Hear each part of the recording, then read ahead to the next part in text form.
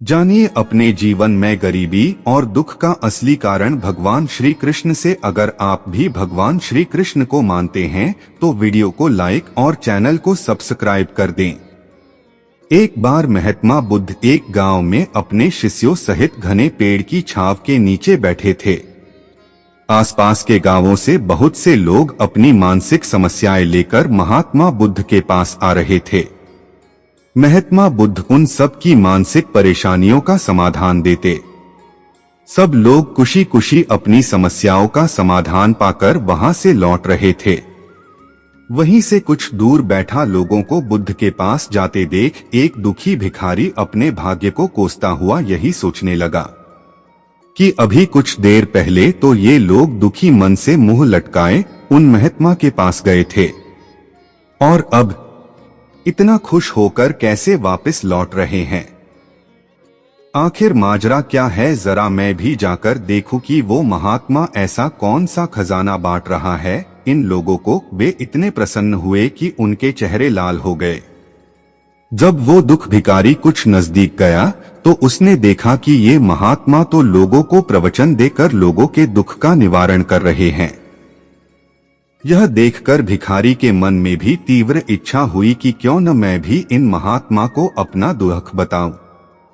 मुझे भी अपने दुख का समाधान अवश्य मिलेगा। बस फिर क्या था, समाधान पाने की लालसा लिए भिखारी महात्मा बुद्ध के सामने पहुंचा और हाथ जोड़कर प्रणाम करते हुए बोला, मैं भी लोगों की मदद करना चाहता हूं। मुझे लोगों की मदद करने की बहुत इच्छा है, लेकिन मैं कैसे मदद कर सकता हूं? मैं बहुत गरीब हूं।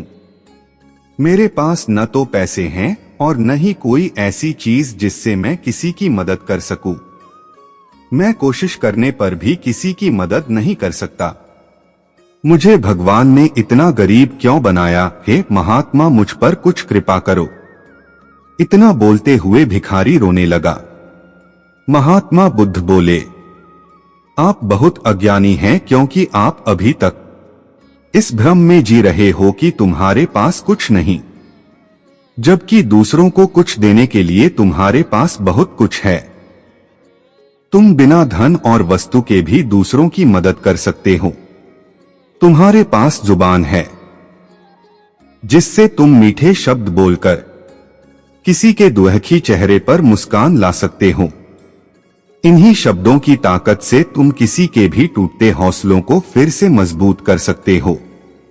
इन शब्दों की शक्ति से आप किसी के भी मन में सकारात्मक विचारधारा के बीज बो सकते हैं और उसे गलत रास्ते पर जाने से रोक सकते हैं। तुम्हारे दो हाथों से किसी भी कमजोर या लाचार व्यक्ति की सहायता कर सकते हो।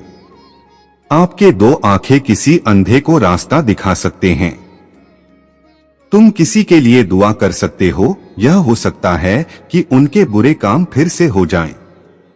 आप किसी के अच्छे स्वास्थ्य की कामना कर सकते हैं, लेकिन अज्ञानतावश तुम अब तक इस बात को समझ नहीं पाए और इस भ्रम में अब तक जीते रहे कि तुम्हारे पास मदद करने के लिए कुछ नहीं।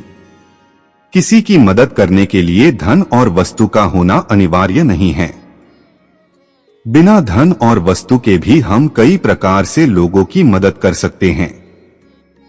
महात्मा बुद्ध के ज्ञान से भरे ये सुंदर शब्द सुनकर भिखारी के चेहरे पर मुस्कान आ गई और वह खुशी से झूमता हुआ वहां से चला गया।